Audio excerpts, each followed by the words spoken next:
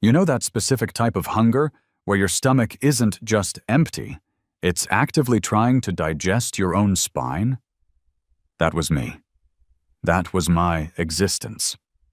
I had just finished a 14-hour fast for a routine physical that involved way too many needles, and a doctor who looked at my cholesterol levels with the kind of disappointment usually reserved for a son who drops out of law school to become a mime. "You need to watch your intake, Jack," Dr. Evans had said, clicking his pen. "Maybe a salad now and then?" I nodded, smiled, pulled up my pants, and immediately decided that Evans could take his medical advice and shove it. I was a 32-year-old software engineer. I spent my days debugging code that held the fabric of mid-sized e-commerce logistics together.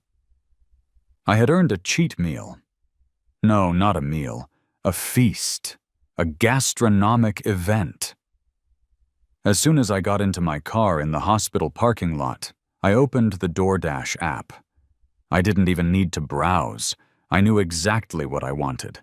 I went straight to Big Bubba's Smokehouse. This place didn't serve food. They served heart attacks on paper plates, and God, I was ready to flatline. I ordered the Barnyard Apocalypse. It was a platter designed for a family of 4 or one extremely depressed lineman. Half a rack of St. Louis ribs, slathered in a molasses-based BBQ sauce, so thick it had its own gravitational pull. A half-pound of brisket, smoked for 16 hours until it fell apart if you looked at it too hard. A side of jalapeno mac and cheese, cornbread muffins the size of softballs, and a large banana pudding. Total cost with tip? $68. Emotional value? Priceless. I drove home, my stomach making noises that sounded like a heavy metal drum solo. I got to my house, a nice little single-story place in a subdivision called Oak Haven Estates. It was one of those neighborhoods where the grass is always cut to precisely 2 inches. And if you leave your trash can out past 6:00 p.m. on a Tuesday, you get a passive-aggressive note taped to your door. I parked, went inside, and changed into my eating pants. You know the ones. Gray sweatpants, loose elastic, a slight stain on the left thigh from a pizza incident in 2019. I set up my command center on the coffee table, a roll of paper towels, a fresh bottle of Coke, and the TV remote queued up to a Godzilla movie marathon. I checked the app. Dasher. Mike. Status. Approaching. I watched the little car icon on the map turn onto my street. My heart actually fluttered. I'm not ashamed to admit that I felt more affection for Mike the Dasher in that moment than I had for any romantic partner in the last 5 years. I waited for the doorbell. I waited and waited. Then my phone buzzed. A notification from DoorDash. "Order delivered. Enjoy your meal, Jack." I frowned. I hadn't heard the bell. I hadn't heard a knock. But sometimes they just drop it and run, ninja style. I respected the hustle. And I launched, myself off the couch, sprinting to the front door with the agility of an Olympic athlete, yanked it open, and looked down. Nothing. Just my welcome mat, looking sadly empty. I stepped out onto the porch. I looked left. I looked right. I looked behind the decorative planter I'd bought at Target to make the place look like adults lived here. Nothing. No bag. No smell of hickory smoke. "Mike?" I whispered to the wind. "Mike, you betrayer." I pulled my phone out. I looked at the proof of delivery photo. It was a blurry picture of a brown paper bag sitting right there on my specific doormat with my specific peeling paint on the doorframe. Mike hadn't lied. He had delivered it. So where the hell was my brisket? Then I remembered. The Ring camera. I fumbled with the app, my blood sugar crashing so hard I was seeing spots. I pulled up the front door view and scrolled back 2 minutes. I saw Mike drop the bag. He took the photo, gave a little wave to the camera, good guy Mike, and walked back to his car. The video counter ticked forward 30 seconds. The frame was empty. The bag sat there, steaming in the cool autumn air. It was beautiful. Then, movement from the right side of the screen. A figure entered the frame. A figure I knew all too well. Brenda. Brenda lived next door. Brenda was the president of the Oak Haven Homeowners Association. Brenda was a woman who once measured the distance between my mailbox and the curb with a laser ruler because she suspected it was 3 inches non-compliant. She was in her late 50s, built like a fire hydrant, with a haircut that defied physics. Short, spiky, and blonde in the front, dark in the back. The "Can I speak to your manager" mullet. On the video, Brenda wasn't wearing her usual HOA vest. She was wearing a floral muumuu that looked like someone had skinned a sofa. She waddled into the frame, her head on a swivel, checking the street. She looked at my front window. She looked at the street. Then, with a speed that shouldn't have been possible for a woman who claimed to have bad knees whenever we had a neighborhood cleanup day, she swooped. She snatched the bag. She hugged the bag to her chest. She scurried back off-screen to the right, toward her house. I stared at the phone. My brain couldn't process it. It wasn't a porch pirate looking for Amazon electronics to pawn. It was my neighbor. My neighbor who drove a Lexus and lectured me about property values had just stolen my $68 BBQ feast. The hunger vanished, replaced instantly by a cold, white-hot fury. I didn't think. I didn't plan. I marched out of my house, barefoot, still in my gray sweatpants, and stormed across the 10 feet of manicured lawn that separated our driveways. I stomped up her porch steps. Her porch was cluttered with live, laugh, love signs and ceramic frogs. I pounded on her door. Bang, bang, bang. Brenda, I know you're in there. Silence. I pounded again. Brenda, open the door. I have you on camera. I heard shuffling. The peephole darkened. A latch clicked, then another. Then a chain rattled. The door opened 3 inches. Brenda's face appeared. She looked annoyed, but also flushed. And there was something else. A smell wafted out. Hickory smoke, sweet molasses. My brisket. Jack? She said, her voice dripping with fake concern. What on earth are you doing banging on my door like a maniac? It's 6:30. Some of us are trying to have a peaceful evening. You stole my food, I said, my voice shaking. You just walked onto my porch and took my DoorDash order. Brenda blinked. Her eyes widened in performative shock. Excuse me? I did no such thing. The accusation. I have my own dinner cooking, thank you very much. A vegan casserole. A vegan casserole? I asked. Yes. Now please, get off my property before I call the police for harassment. Brenda, I said, pointing a trembling finger at her face. Open the door. No. Brenda, look at your chin. She froze. What? Your chin. The left side. She instinctively brought a hand up to her face. She wiped it. Her fingers came away stained with a dark, reddish-brown glaze. My glaze. The proprietary spicy molasses blend from Big Bubba's. I stared at her finger. She stared at her finger. For a second, I thought she would fold. I thought she would say, "Okay, Jack, you caught me. I have a problem. I just love ribs." And honestly, if she had done that, if she had shown an ounce of humanity, I might have let it go. I might have just asked for my money back. But Brenda didn't do humanity. Brenda did gaslighting. She looked at the BBQ sauce on her fingers, then looked me dead in the eye and said, "It's a facial mask. Dead sea mud. For my pores." "It smells like liquid smoke, Brenda," I shouted. "And I can hear the TV. Is that Judge Judy? And is that the sound of someone chewing?"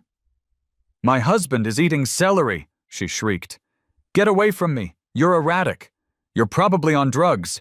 I'm putting this in the HOA newsletter." She slammed the door in my face. I heard the deadbolt slide home.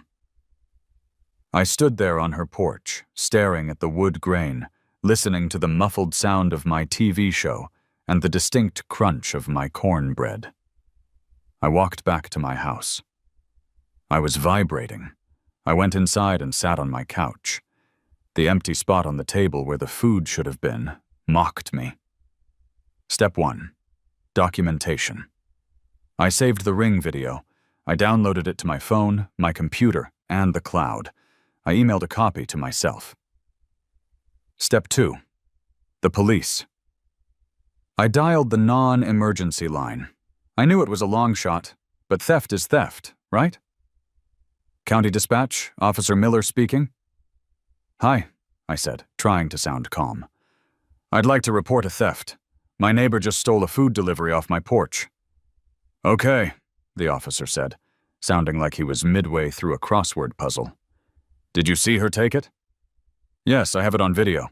Clear as day. She walked over, took the bag, and went back inside. I just confronted her, and she has BBQ sauce on her face." "Okay. What was the value of the items?" $68. There was a long pause.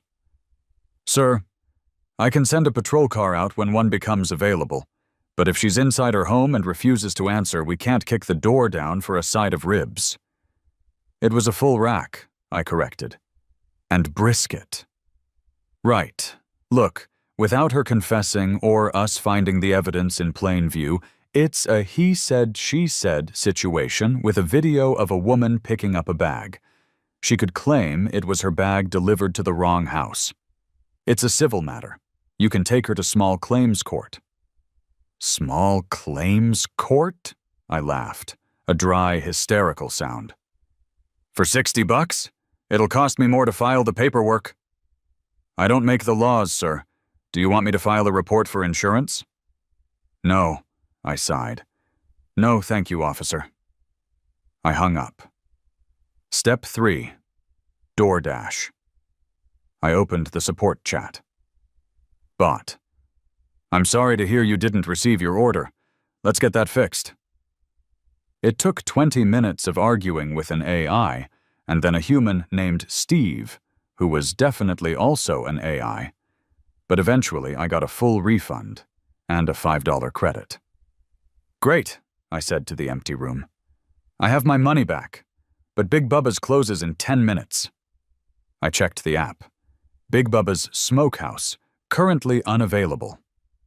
I was defeated. I went to the kitchen and opened the pantry. A box of stale crackers, a can of tuna, a jar of peanut butter. I sat on the kitchen floor, eating a spoon of peanut butter, watching the Ring footage on loop. Waddle. Snatch. Run, waddle. Snatch, run. The injustice of it gnawed at me more than the hunger. It wasn't about the food anymore. It was about the violation. It was about the social contract. We live in a society. You don't steal a man's brisket. And Brenda? She was probably licking her fingers right now. She was probably wiping her mouth with one of those extra napkins I always ask for. She was winning. I went to the window and looked at her house. The lights were on in the living room. I could see the silhouette of her head on the recliner. "You think this is over, Brenda?" I whispered, smearing peanut butter on a cracker with aggressive force. "You think you can just eat my ribs and hide behind your door chain?" My stomach growled, a low, rumbling war cry. I needed a plan. I needed something that wouldn't just get me my money back, I already had that. I needed something that would hurt. Not physically, I wasn't a monster, but spiritually. I needed to shatter her trust in the very concept of free food. I thought about what she had done. She saw a bag. She assumed it was delicious. She took it. It was a crime of opportunity fueled by gluttony. I needed to use that against her. I remembered something. A few weeks ago, I had seen a bakery delivery truck drop off a box at her place. Sugar Mama's pastries. She had posted it on her Facebook. We were friends, purely for surveillance purposes. Nothing beats a glazed donut with my morning coffee. # blessed, art self-care. Brenda had a sweet tooth. A dark, twisted idea began to form in my mind. It started small, maybe a box of donuts with salt instead of sugar. No, too amateur. I looked at the bathroom down the hall. My eyes landed on the tube of toothpaste by the sink. Classic white paste, minty, gritty. I looked at the fridge, the jar of mayonnaise, thick, creamy, oily. I imagined the texture, the initial bite of a glazed donut, the soft, pillowy dough, the shatter of the sugar glaze. And then, the filling. Your brain expects Bavarian cream. Your brain expects raspberry jelly. Your brain does not expect full-fat Hellmann's mixed with Colgate Total and a dash of... what else? I opened the fridge door and scanned the shelves. My eyes landed on the bottle of Satan's Blood hot sauce I'd bought as a gag gift and never opened. Ghost pepper extract. 800,000 Scoville units. Just a drop. Just enough to provide a lingering warmth. A reminder. I smiled. It was a terrifying smile. If Dr. Evans could see me now, he'd probably be worried about my blood pressure, but for the first time all day, I didn't feel hungry. I felt inspired. I grabbed my keys. The grocery store was open 24 hours. Hold on, Brenda, I muttered, grabbing my wallet. Dessert is coming. Section 2. The Glazed Trojan Horse. The fluorescent lights of the 24-hour Kroger at 11 o'clock p.m. are a liminal space. It's where society's outliers gather. The insomniacs, the stoners, the shift workers, and me, a man on a mission of vengeance. I pushed my cart with purpose. I didn't need much, but I needed specifics. First stop, the bakery. I needed the bait to be irresistible. I couldn't use the cheap, plastic container donuts from the aisle. Brenda was a connoisseur. She had high-value targets. I went to the fresh case. Although the bakery staff had gone home, there were still a few boxes of the premium glazed left. I checked the date. Today, perfect. I bought a dozen. They were golden, sticky, and smelled like happiness. Second stop, the condiment aisle. I stood in front of the mayonnaise. I didn't want the light stuff. I didn't want the olive oil blend. I wanted the heavy, gelatinous, egg yolk-rich industrial sludge. I grabbed the largest jar of the generic store brand. Real mayonnaise, the label claimed. It looked like spackle. Into the cart. Third stop, dental hygiene. I needed a flavor profile that would clash violently with the mayo. Fruity toothpaste might blend too well with the sugar. Cinnamon was too distinct. I needed mint. Aggressive, medicinal mint. I grabbed a 3-pack of Arctic Blast whitening paste. The box promised a tingling sensation. Oh, she was going to tingle all right. I checked out. The cashier, a teenager with headphones around his neck, scanned the donuts, the gallon of mayo, and the 3 tubes of toothpaste. He paused. He looked at the items. He looked at me. Big night? He asked. You have no idea, I said deadpan. I drove home, the supplies rattling in the passenger seat like munitions. Back in my kitchen, I cleared the counter.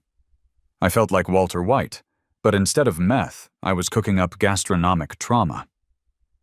I laid out the tools, the box of donuts, a large mixing bowl, a turkey baster. I didn't have a pastry bag, but this would do. A chopstick for creating the entry wound. A small knife. I opened the mayo. The smell hit me. Tangy, fatty. I scooped about 2 cups into the bowl. Then I uncapped the toothpaste. I squeezed all 3 tubes into the mayo. The stark white paste swirled with the creamy off-white mayo. It was mesmerizing. I began to mix. The smell was confusing. It smelled like a sandwich that had brushed its teeth. It was repulsive. Then, the secret ingredient, the Satan's blood. I carefully used a dropper. 1 drop, 2 drops, 3. I stirred it in.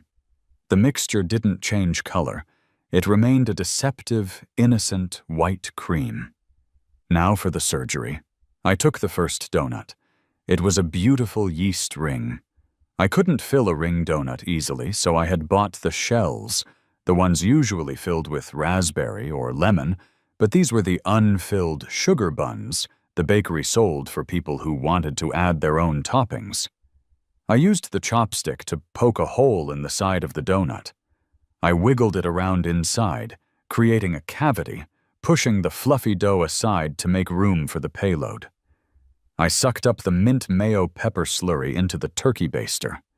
I inserted the tip into the donut. Squelch.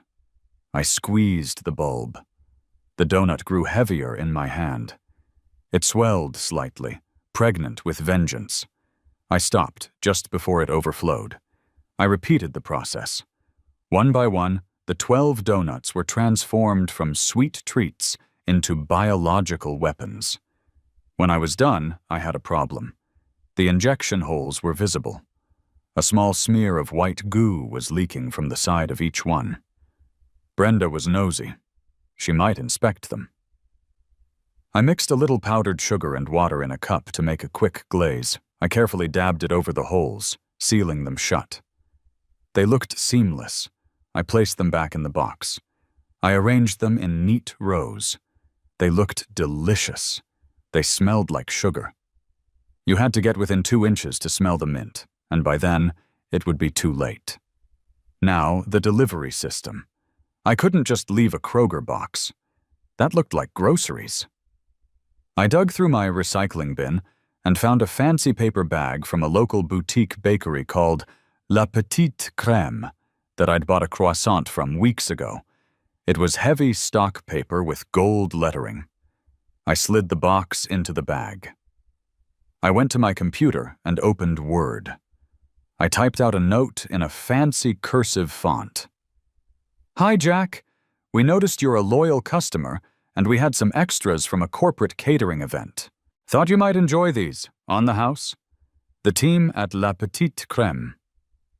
It was perfect. It explained why it was free, why it was on my porch, and why it was addressed to me. I checked the time. 1:00 a.m. Too early. Brenda slept like the dead, I assumed, based on her lack of conscience. The prime hunting time was mid-morning. The 11sies, I went to bed, but I didn't sleep well. I dreamt of giant donuts chasing me through a courthouse. I woke up at 9:00 a.m. I was still groggy, but the adrenaline kicked in fast. I made coffee. I checked the street. Brenda's car was in the driveway. She was home. I prepared the stage. I took the bag. I walked out my front door. I made a show of checking my phone, looking confused, then looking at the bag. I set it down on my porch, right in the sweet spot, visible from the street, but clearly on my property. I went back inside. Now, the waiting game. I set up my viewing station, I pulled the blinds in the living room down, leaving just a sliver open at the bottom. I dragged a chair over. I had my coffee. I had my phone recording the Ring camera feed live. 10 o'clock a.m. Nothing. A squirrel investigated the bag, but lost interest. Smart squirrel. 10:45 a.m. The mailman came. He dropped some letters in my box, looked at the bag, read the note, shrugged, and kept walking. Good man. He valued his job. 11:15 a.m. Movement. The front door of the neighbor's house opened. Brenda emerged. She was wearing a pink tracksuit today. She looked like a giant stick of bubblegum. She walked to her mailbox. She moved slowly, checking the neighborhood. She was scanning for targets. She grabbed her mail. She turned to go back inside. Then, she stopped. Her head snapped toward my porch. She had spotted the gold lettering of the La Petite Crème bag. It glinted in the sunlight. I held my breath. "Come on, Brenda," I whispered. "You know you want it." She looked at my house. She looked at my car. She took a step toward her door, then hesitated. She looked back at the bag. The greed was battling the fear. But Brenda didn't fear consequences. She had gotten away with the BBQ ribs. In her mind, she was invincible. She was the apex predator of the cul-de-sac. She did the stroll. It's a specific walk thieves do, where they pretend to be admiring the landscaping while closing the distance to the target. She stopped at the edge of my lawn. She looked up and down the street. Coast was clear. She darted. She was fast, faster than yesterday. She was learning. She ran up my walkway, snatched the bag by the handles, and didn't even look at the note. She just grabbed and pivoted. As she turned, the bag swung, and I saw a smile on her face, a genuine ear-to-ear grin of triumph. She practically skipped back to her house. "Gotcha," I said. I grabbed my phone and switched from the Ring app to the live feed of a small, battery-operated GoPro I had hidden in my own flower bed, pointed directly at her porch. Brenda didn't go inside. It was a nice day.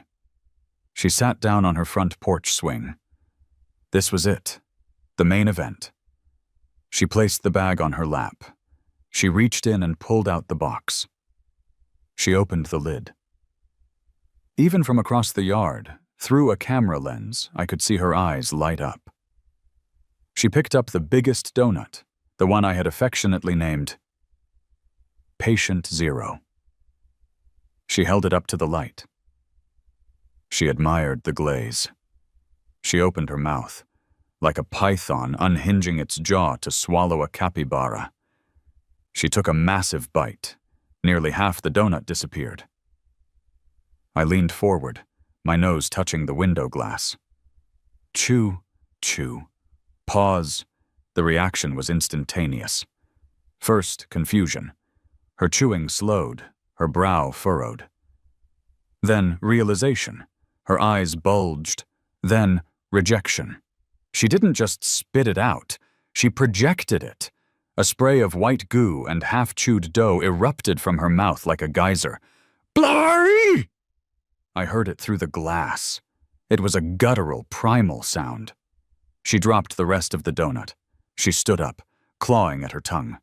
The mint was hitting her. The mayo was coating her throat. And right about now, the ghost pepper should be saying hello. She started coughing, hacking. She grabbed the porch railing. She was scraping her tongue with her fingers. "Water!" I heard her scream. "Fire! Poison!" She kicked the box of donuts. It flew off the porch, scattering the remaining traps into her azaleas. She ran inside, slamming the door. I fell off my chair. I was laughing so hard I couldn't breathe. I was rolling on the floor, clutching my stomach. It was mean. It was petty. It was childish. And it was the greatest moment of my life. I laid there for a good 5 minutes, just letting the endorphins wash over me. I had won, justice had been served, and it tasted like minty mayo. But the victory lap was short-lived. 10 minutes later, I heard sirens. Not the distant sirens of the city. The close, approaching wail of emergency services. I pulled myself up and looked out the window. A police cruiser screeched around the corner. Then another. Then an ambulance. They all pulled up to Brenda's house. My stomach dropped. 2 officers jumped out. EMTs rushed to her door with a stretcher. "Oh God," I whispered. "Did I kill her? Was she allergic to mayo? Is toothpaste lethal in large doses?" I watched as Brenda stumbled out of her house. She wasn't dying. She was screaming. She was pointing at my house. "He poisoned me!" she shrieked, her voice raspy. Probably the ghost pepper. "That man tried to kill me with chemicals." The officers looked at where she was pointing. They looked at my house. One of the officers, Officer Miller, the same guy I had spoken to on the phone yesterday, started walking across the lawn toward my front door. His hand was resting on his belt. He didn't look amused. I swallowed hard. The prank war had just turned into a criminal investigation. I opened the door before he could knock. "Officer Miller," I said, trying to look like I hadn't just been laughing maniacally on the floor. "Is everything okay?" He looked at me. He looked at the empty spot on my porch. He looked back at Brenda, who was currently chugging a bottle of water an EMT had given her while making gagging noises. "Sir," Miller sighed, sounding infinitely weary. "Your neighbor claims you tried to poison her. She says she ate a donut from your porch and it burned her mouth and tasted like cleaning supplies?" "Oh, the donuts," I said, feigning surprise. "Yes, I ordered those for myself. Special keto diet ones. Or, wait." I paused for dramatic effect. "Why was she eating my donuts?" Miller stared at me. He knew. I could see it in his eyes. He knew exactly what had happened. "She says you left them there as a trap," Miller said. "Officer," I said, leaning against the doorframe. "I left a package on my own property, addressed to me. If someone comes onto my porch and steals my food, am I liable for them not liking the flavor profile? I personally love the zesty kick of mint and mayonnaise. It cleans your teeth while you eat. Very efficient." Miller bit the inside of his cheek. He was fighting a smile. He turned back to look at Brenda, who was now yelling at the EMTs that her tongue was numb. "She stole the package?" Miller asked quietly. "Caught it on 4K video," I said. "Just like the ribs yesterday. Would you like to see?" Miller shook his head. "No, that won't be necessary." He turned around. "Stay here." He walked back to Brenda. I couldn't hear everything, but I heard snippets. "Committed theft, ma'am. Cannot press charges for food you stole. Waste of emergency resources." Brenda went silent. She looked from Miller to me. Her face turned a color of red that matched the ghost pepper sauce. She stormed back into her house, slamming the door so hard her live, laugh, love sign fell off the wall. Miller walked back to his car. He caught my eye. He didn't wave. He didn't smile. But he gave me a slow, singular nod. The cops left. The ambulance left. I stood on my porch, victorious. But I knew Brenda. This wasn't the end. This was just the inciting incident. I had humiliated her in front of the police and the neighbors.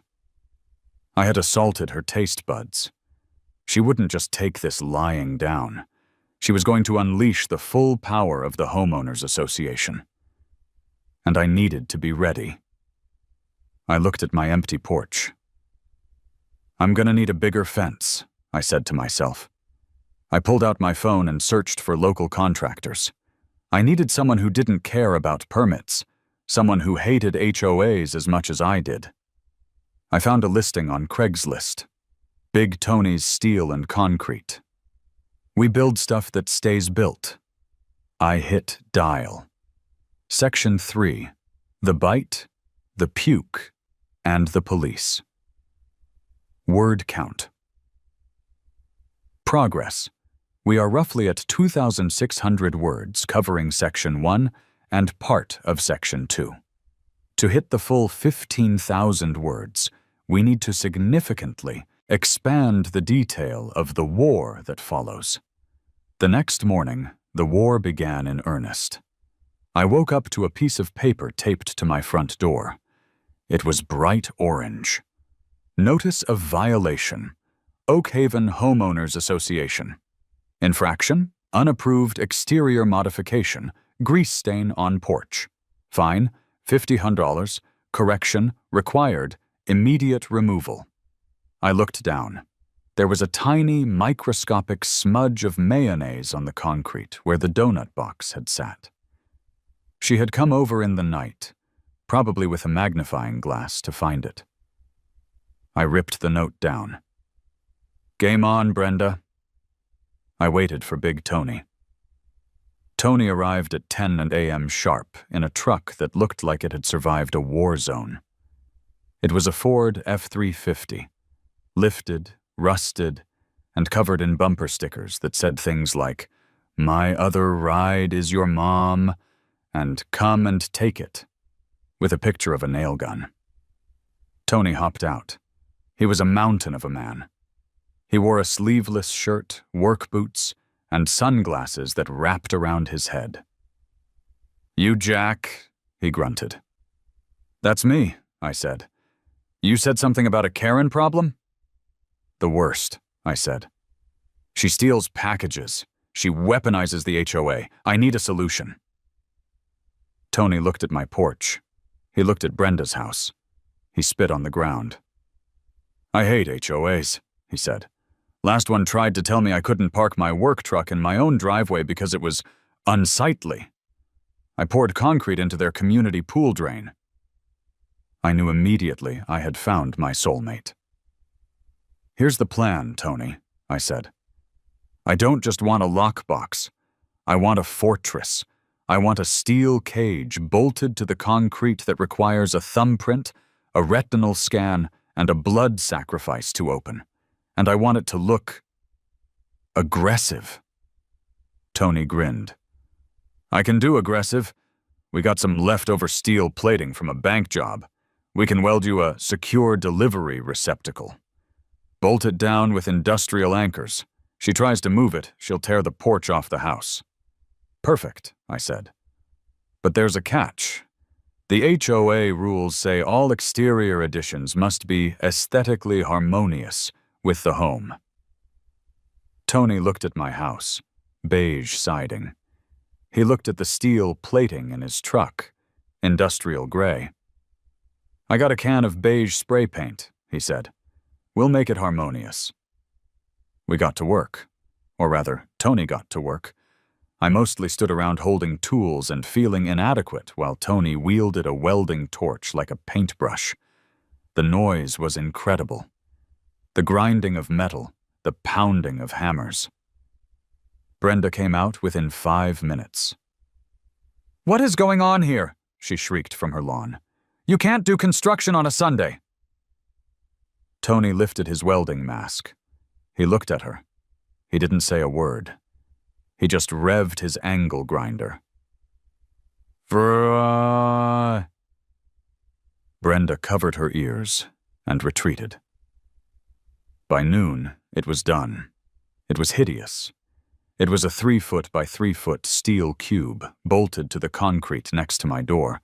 It had a heavy lid with a keypad lock. Tony had spray painted it. Beige, but the paint was dripping, and it looked like a camouflage bunker. "That," Tony said, slapping the lid, "ain't going nowhere, and neither are your packages." "It's beautiful," I said. "That'll be $800. Worth every penny." I paid Tony. He drove off, leaving a cloud of diesel smoke that drifted directly into Brenda's open windows. I went inside and set up the code for the box. I added the instructions to my DoorDash and Amazon profiles. Put package in the beige box. Code is 1234. Close lid to lock. I felt secure. I felt safe. But I had underestimated the enemy. 2 days later, I came home from work to find another orange note. Notice of violation. Infraction. Unapproved structure. The box. Fine. 200 hundreds. Note. Structure exceeds dimension limits for decorative planters and is not an approved security device. Remove within 24 hours or face legal action. She had classified it as a planter to cite me. I stormed over to her house. I didn't knock. I just yelled from the sidewalk. "It's not a planter, Brenda. It's a security device because someone keeps stealing my stuff." She appeared at the window. She was smiling, a smug, tight-lipped smile. She opened the window. Read the bylaws, Jack. Article 14, Section B. All security receptacles must be commercially available standard models. That monstrosity is custom fabrication. It's an eyesore. It goes. "It stays," I yelled. "Or I release the video of you vomiting mayonnaise on the internet." Her smile faltered for a second. "You wouldn't." "Try me. I'll title it HOA President's Minty Fresh Lunch. It'll go viral on TikTok. You'll be a meme, Brenda. The Mayo lady." She slammed the window shut. The next day, the fine was gone from my door. But the war wasn't over. She shifted tactics. If she couldn't remove the box, she would make my life hell in other ways. My trash can was 2 inches too far from the curb? Fine. My grass was a 1/4 inch too tall? Fine. I washed my car in the driveway? Fine. Apparently, runoff water is a biohazard. In 1 week, I racked up $600 in fines. I was bleeding money. I needed a nuke. I needed to end this. I called Tony again. "Tony," I said. "The box is holding, but she's flanking me. She's hitting me with the bylaws." "You need a distraction," Tony said. "You need to bait her into doing something so illegal that the HOA has to fire her." "Like what?" "Like breaking and entering," Tony said. "Or vandalism." "She won't break in. She's too cowardly." "Not if she thinks she's right," Tony said. "You said she's obsessed with the box, right? She hates it. She despises it." "So," Tony said, his voice dropping to a conspiratorial whisper, "we make the box the trap. We rig it." "Rig it with what? More mayo?" "No," Tony said. "Glitter and sound. High decibel sound. We make it so if she tries to tamper with it, if she tries to unscrew the bolts or pry it open, it goes off. We call it a anti-tamper alarm. Perfectly legal for security." "Tony," I said, "when can you be here?" Tony didn't just show up. He arrived like a tactical unit responding to a hostage crisis, if the hostage was a sense of suburban dignity and the crisis was a woman named Brenda. He pulled into my driveway the next morning at 8:00 a.m. His truck bed was loaded with equipment that looked suspiciously military grade for a guy who specialized in residential hardscaping. He had a spool of red wire, a compressed air tank, and a box labeled "Fun Stuff. Do Not Shake." "Morning, sunshine," Tony grunted, hoisting a toolbox that looked like it weighed more than my car. "Ready to violate some noise ordinances?" "I was born ready," I said, handing him a coffee. "What's in the box?" Tony grinned. It was a terrifying expression, mostly teeth and beard. "You know how glitter is the herpes of the craft world? Once you get it, you never get rid of it?" "Yeah? Well, I got my hands on 5 pounds of the industrial stuff. Microfine prismatic dust. It's small enough to get into your pores, Jack. It's small enough to bond with your DNA.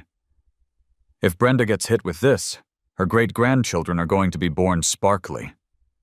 Jesus, I whispered. Is it legal? Is it legal to put confetti in a box on your own property? Tony shrugged. It's a celebratory security feature. If someone unauthorized opens the maintenance panel without the key, surprise. Happy birthday. We spent the next 4 hours turning my ugly beige box into a weapon of mass distraction. The plan was simple, but diabolical. The box had the main lid for packages, which was code-locked. But Tony installed a fake service panel on the side. It was clearly labeled, Danger, High Voltage, Security System. Do not open. We knew Brenda. We knew her psychology. If you tell a Karen, do not enter, she reads it as VIP entrance. If you tell her, do not open, she assumes you're hiding something illegal that she needs to photograph for the HOA board. Behind that panel, Tony rigged the air tank to a canister filled with the glitter. And wired into the trigger was a siren. Not a standard car alarm. A klaxon. The kind they use on submarines when they're about to dive. Wooga, a wooga. 120 decibels, Tony said, wiring the battery. It'll rattle her fillings. We finished around noon. Tony packed up. Remember, he said, wiping grease on his jeans, you didn't hire me to booby-trap your neighbor. You hired me to install a theft deterrent system. If she triggers it, that's on her. It's like hopping a fence and getting mad at the barbed wire. You're a poet, Tony. I know. That'll be another 500. I paid the man. He was becoming the most expensive friend I had. But can you put a price on justice? No. I went inside. I posted a new sign on the box, right above the fake panel. A bright red sticker. Authorized personnel only. Tampering will. Trigger alarm. It was a dare. It was a gauntlet thrown at the feet of the HOA. I retreated to my command center. The blinds were drawn. The cameras were rolling. The snacks were staged. I didn't have to wait long. Brenda had been watching. She had seen Tony's truck. She had seen the welding. Her curiosity was eating her alive. She needed to know what was in the box. Was it a camera? Was it a meth lab? Was it a colony of invasive bats? At 2:30 p.m., the enemy emerged. She was carrying a clipboard. The clipboard is the shield of the suburban tyrant. It gives them authority. It says, I am not trespassing. I am inspecting. She walked down her driveway, paused at the property line, and scanned the area. She looked at my windows. I stayed perfectly still. She approached the box. She circled it like a shark circling a shipwreck. She tapped the steel with her pen. Clink, clink. Solid. She tried the main lid. Locked. She huffed, scribbling something furiously on her clipboard. Then she saw it. The side panel. The red warning sticker. I zoomed in with the camera. I could see the gears turning in her head. Authorized personnel only. I am the HOA president. I am the highest authority. She looked around again. She reached into her pocket and pulled out a screwdriver. Oh, Brenda, I whispered, clutching my bag of popcorn. You brought tools. That's intent. That's premeditation. She jammed the screwdriver into the seam of the fake panel. She pried. The metal groaned. She pushed harder. Her tongue poked out of the corner of her mouth in concentration. Pop! The panel gave way. The sequence of events that followed happened in less than a second, but in my memory, It plays out in glorious slow motion. First, the sound. Awooga! Awooga! Awooga! It was deafening. It wasn't just a sound, it was a physical force. The windows of my house rattled. Birds took flight from 3 counties away. Brenda jumped. She didn't just jump. She achieved vertical lift. Her soul tried to leave her body. But gravity caught her, and as she stumbled back, the secondary payload deployed. Whoom! The compressed air tank released. The canister fired. A cloud of pink, silver, and gold glitter exploded outward from the panel. It wasn't a sprinkle. It was a blast radius. It hit her squarely in the chest and face. It covered her.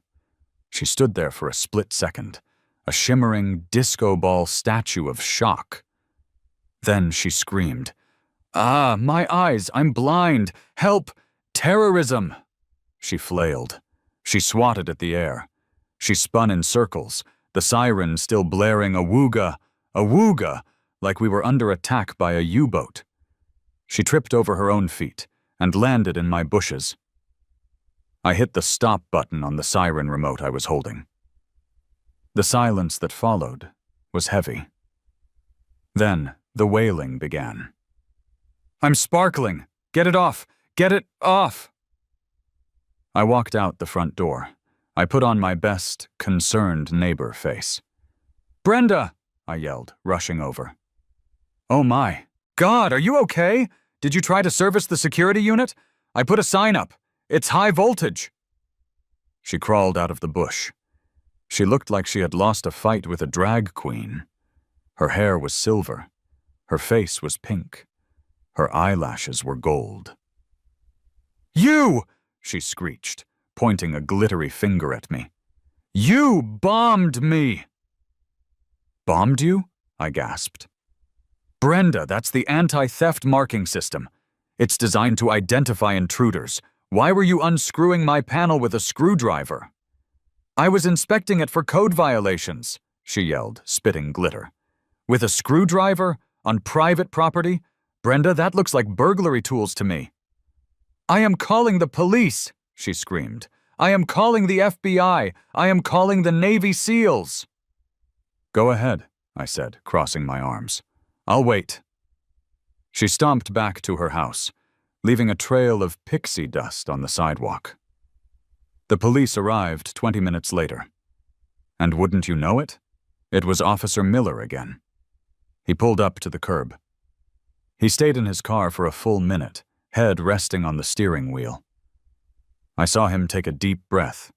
He was questioning his life choices. He was wondering why he didn't become a firefighter. Firefighters don't deal with glitter. He got out. He walked up the driveway. He looked at the box. He looked at the glitter blast pattern on the concrete. He looked at the trail leading to Brenda's door. "Jack," he said. "Officer Miller," I said. "Jack, why does it look like a unicorn exploded on your lawn?" "Attempted break-in, officer," I said, handing him the USB drive I had already prepared. "Suspect attempted to dismantle my security system.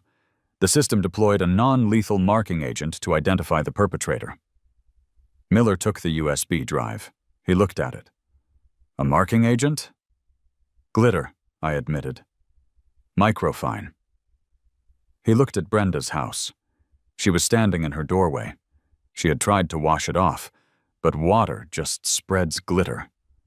She now looked like a wet, angry disco ball. Miller walked over to her. I couldn't hear the conversation, but I saw the hand gestures. Brenda pointed at me. Miller pointed at the "No Trespassing" sign. Brenda pointed at her face. Miller pointed at the screwdriver she was still holding. Miller walked back to me. "Jack," he said, his voice low. "Yes, sir?" "Is that a submarine dive horn?" "It's a distinct auditory warning device, yes." "Is it over the decibel limit for a residential zone?" "Only if sustained for more than 30 seconds. It ran for 6. Miller stared at me. The corner of his mouth twitched. "Technically," he said, "you're within your rights to protect your property. And since she admitted to trying to open the panel, she's admitting to tampering." Exactly.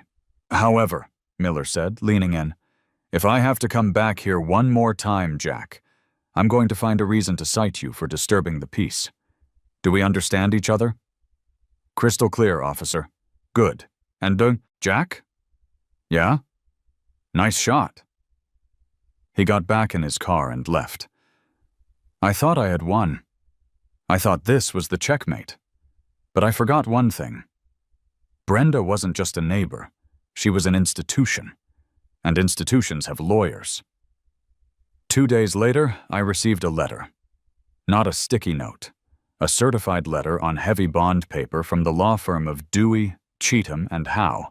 Okay, it was Smith, Wesson, and Karen, but you get the idea. Cease and desist. Demand for damages. Client, Brenda Higgins. Claim, intentional infliction of emotional distress, assault with chemical agents, glitter, noise trauma, damage to reputation. Demand, immediate removal of the security box, a written public apology, and $5,000 in medical bills for glitter inhalation therapy. I stared at the letter. $5,000? For glitter inhalation? I called my brother, Mark. Mark isn't a lawyer, but he dates a paralegal, which in my book makes him qualified. Ignore it, Mark said. It's a scare tactic. Unless she actually sues you, it's just paper. She's threatening to sue the HOA too, I said, reading further. She claims the HOA failed to protect her from a known hostile element, me. Okay, Mark said. That's actually good. If she sues the HOA, she's suing her own neighbors. That's not going to make her popular. He was right. I decided to double down. I didn't remove the box. I decorated it. I put a small potted plant on top of it. A cactus. Prickly, uninviting, and resilient. Then I went to the offensive. I printed flyers. Warning: porch pirates active in Oakhaven. I included a screenshot from the first video, Brenda stealing the BBQ. I blurred her face just enough to avoid libel, but everyone knew that haircut. Everyone knew that floral moo-moo. I put the flyers in every mailbox on the street. The neighborhood group chat exploded. Neighbor 1. Is that Brenda? Neighbor 2. OMG, my Amazon package went missing last week. I thought it was kids. Neighbor 3. Wait, she fined me for my trash cans, but she's stealing ribs? The tide was turning. The villagers were grabbing their pitchforks. But Brenda had one last card to play. The nuclear option. She called the city inspector, not the HOA. The city. She reported my house for unpermitted electrical work and hazardous structural modifications. I was working from home, coding a particularly boring logistics algorithm, when a white van pulled up.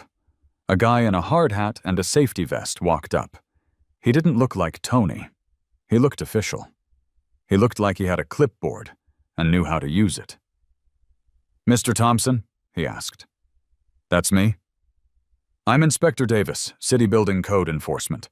We received a report of an illegal high-voltage security installation and a non-compliant concrete structure. He looked at the box.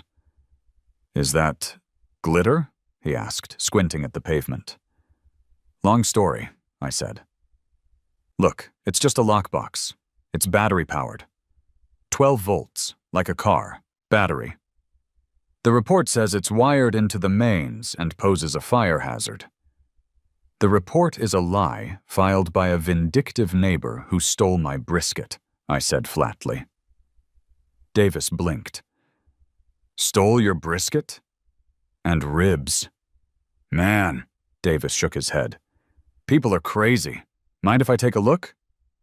Be my guest. Just don't open the side panel labeled high voltage. Why? Because you'll look like a drag queen for a month, said Davis laughed. He checked the box. He measured it. He checked the voltage. This is fine, he said. It's barely a structure. It's basically a heavy appliance. No permit needed for a standalone battery unit. Can I get that in writing? Sure. He wrote me a certificate of no violation. I felt like framing it. As he was leaving, he pointed at Brenda's house. Is that the complainant? Yeah. You know, Davis said, scratching his chin. While I'm here, I notice her carport extension looks a little close to the property line. And that shed in the back? Looks like it exceeds the height limit. My ears perked up. Does it? Oh yeah, if I had to guess, I'd say that's unpermitted work. Be a shame if someone filed a formal inquiry. He winked. I grinned. What's the number for that inquiry line?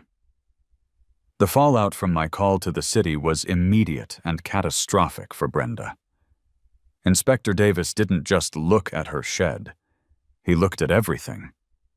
It turned out the Queen of Rules didn't think the rules applied to her. Her sunroom addition? Unpermitted. Her electrical wiring for the hot tub? Fire hazard. Her fence? 6 inches onto city property. She was slapped with fines totaling $15,000 and given 30 days to demolish the shed and bring the sunroom up to code. But the final blow wasn't the city. It was the HOA. The annual meeting was held on a Tuesday night at the community center.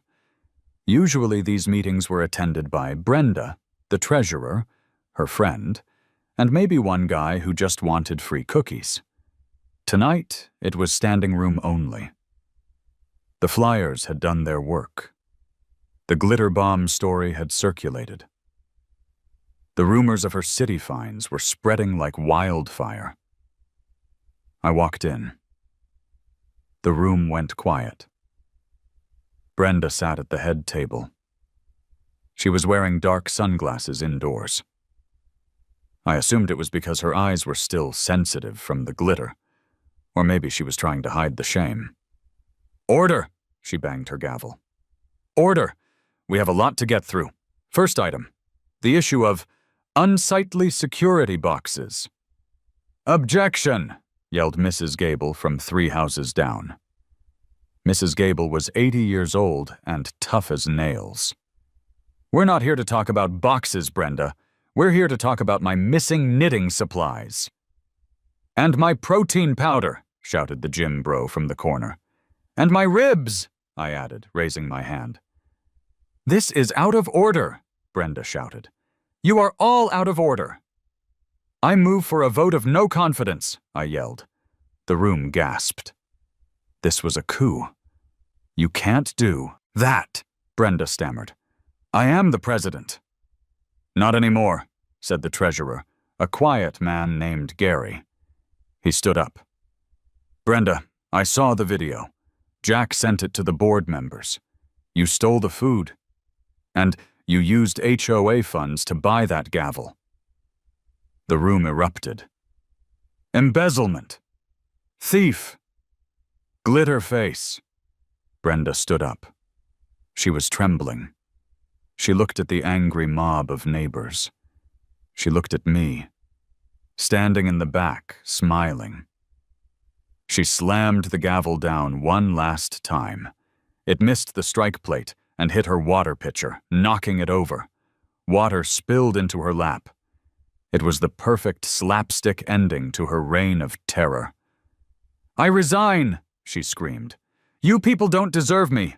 I am moving to Florida. Good, I yelled. Take your shed with you. She stormed out. The room broke into applause. People were high-fiving. Mrs. Gable hugged me. Gary, the treasurer, shook my hand. So, Gary said, who wants to be the new president? The room instantly went silent. Everyone looked at their shoes. No one wanted the job. I nominate Jack, someone shouted. Whoa, whoa, I backed away. I'm not a politician. I'm just a guy who likes donuts. Epilogue. The sweet taste of victory. 3 months later. The moving van was parked in Brenda's driveway. She had sold the house. Apparently, paying the city fines and the legal fees was too much, and the social pariah status was the final straw. I sat on my porch. My security box was still there, but I had deactivated the siren. The glitter, however, was still visible in the cracks of the sidewalk. It sparkled in the afternoon sun, a permanent monument to the war. I had guests. Big Tony sat in a lawn chair, nursing a cold beer. Officer Miller, off duty, was sitting on the steps, eating a rib. Yes, I had done it. I had ordered the Barnyard Apocalypse from Big Bubba's again. The same order, the same price. This time, when the Dasher arrived, I was waiting. I tipped him $20. To justice, Tony said, raising his beer. To compliance, Miller said, raising a rib. To mayonnaise, I said, taking a bite of the brisket. It was perfect. The smoke, the fat, the spice. It tasted better than the first time. It tasted like freedom. We watched as Brenda walked out of her house for the last time. She was carrying a box of personal items. She looked tired, defeated. She looked over at us. 3 men eating BBQ, surrounded by the faint shimmer of glitter. She stopped. She glared. I raised a cornbread muffin in a toast. Safe travels, Brenda, I called out. Watch out for the porch pirates in Florida. She didn't say a word. She just got in her car and drove away. You know, Tony said, wiping sauce off his beard, I kind of feel bad for her. Florida has alligators. Yeah, I said, swallowing a delicious piece of pork. I hope they like spicy food, because she's pretty salty. We laughed. The sun set over Oak Haven Estates. The grass was cut. The trash cans were in, and my stomach was full. The war was over. But I kept the toothpaste and the ghost peppers in the pantry, just in case the new neighbors got any ideas.